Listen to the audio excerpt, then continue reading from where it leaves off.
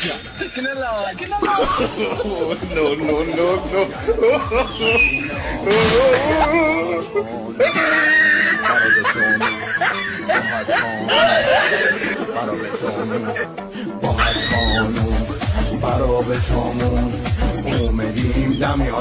گوش کن بابا گوش کن.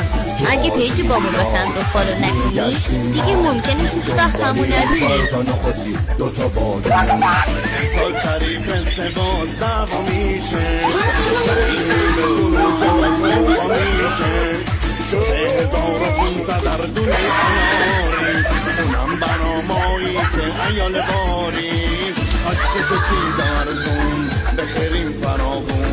ما بدون مشکل خیلی خوشگل چه خوب بود برگشت